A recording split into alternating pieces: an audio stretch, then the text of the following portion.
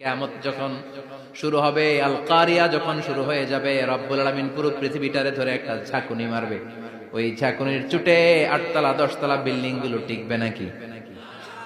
30 তলা 50 তলা হলে তো আর ভাঙবে না। বুর্জ আল খলিফা ভাঙবে না। দুবাইয়ের বুর্জ আল খলিফা সবচেয়ে উঁচু টাওয়ার, এটা কিংডম টাওয়ার, এটা নাকি আরো উঁচু হবে, 1000 মিটার উঁচু হবে।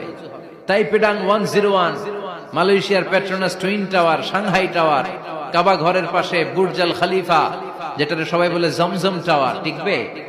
কথা বলেন, টিকবে? সেদিন পৃথিবীটারে কাঁপিয়ে দেয়া হবে, পুরো পৃথিবী নড়ে চড়ে উঠবে, টাওয়ার গুলো ভেঙে খান খান, পাহাড় গুলো ভেঙে দুমড়ে মুচড়ে যাবে, মানুষগুলো বিক্ষিপ্ত পতঙ্গের মতো নিক্ষিপ্ত হবে, সাগরের পানির মাঝখানে দাউ দাউ দাউ দাউ দাউ দাউ করে আগুন জ্বলতে শুরু করে দিবে। আল্লাহু আকবার।